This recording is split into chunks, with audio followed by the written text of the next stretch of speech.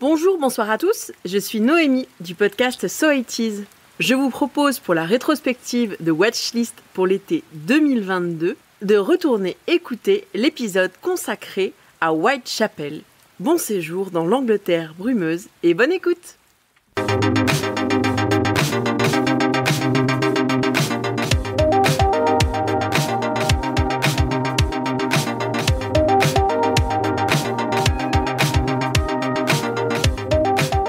Bonsoir à tous, c'est Noémie du podcast So It Is.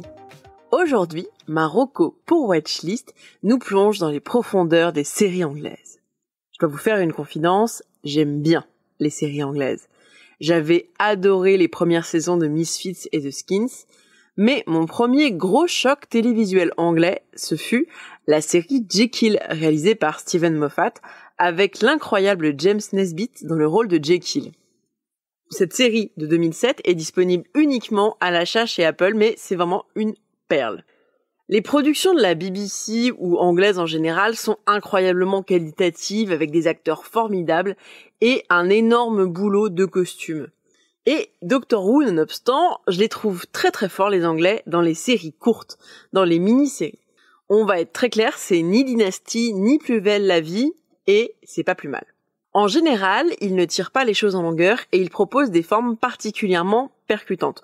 On se souvient tous du choc télévisuel qui a été Sherlock de Gatiss et Moffat à partir des années 2010. Les 3 saisons de Sherlock sont disponibles sur Amazon Prime et j'avoue que moi je les vois, je pense, une fois par an parce que à chaque fois je les trouve formidables. Je sais que c'était l'intro la plus longue du monde, mais on va s'attaquer maintenant à ma recommandation.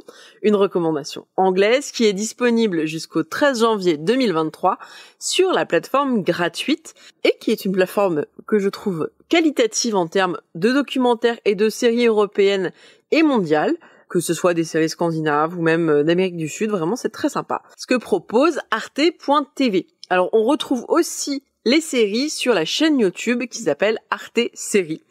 Donc la série dont je voudrais vous parler aujourd'hui s'appelle Whitechapel, le nom du célèbre quartier londonien. Il y a 4 saisons pour un total de 18 épisodes de 45 minutes.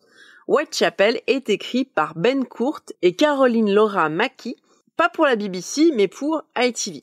Whitechapel, c'est une série de polar, l'ambiance est sombre, poisseux, les bureaux sentent la bière du pub d'en bas et les clopes froides, les gens sont pas forcément très bien habillés, et on retrouve malgré tout un humour très british, qui est surtout porté par le personnage du consultant en crime Edward Buchan, qui est joué par Steve Pemberton, que j'aime beaucoup, c'est mon personnage préféré, mais on y reviendra. Alors, comme Jekyll et puis plus tard Sherlock, Whitechapel retravaille les plus grands mythes anglais du crime et de la littérature, et là, il s'attaque à Jack l'Éventreur.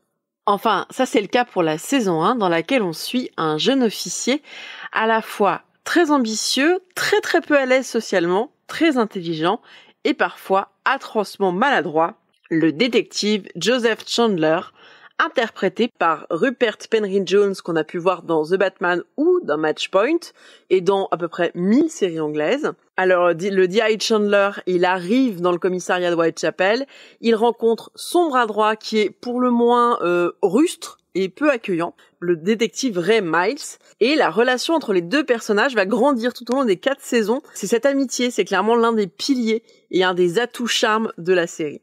Donc, ces 2 inspecteurs sont confrontés à des meurtres qui reprennent la série des meurtres de Jack l'Éventreur, et c'est à ce moment-là qu'un ripperologiste, un spécialiste de Jack, vient se coller dans leurs pattes pour les aider, et c'est le personnage d'Edward Buchan, qui restera auprès de l'équipe en tant que spécialiste de l'histoire du crime et archiviste pour les saisons de 2 à 4, et vraiment, c'est le comic relief, qui est un peu maltraité par les autres, mais qui est vraiment, je trouve, un personnage très attachant. Cet attelage de 3 hommes mal assortis et névrosés porte les 4 saisons.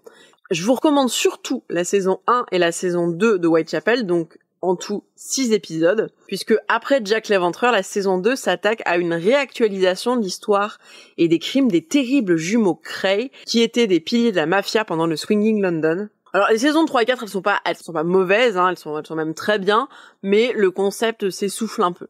Alors voici de quoi occuper au moins 2 de vos soirées, et bien sûr, de bosser votre accent cockney qui est très présent dans la série Whitechapel.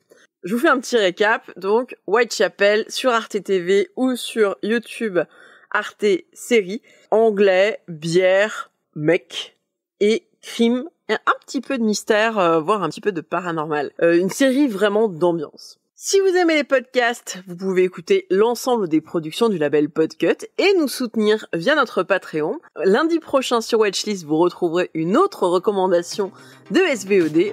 Je vous fais des bisous et à très bientôt.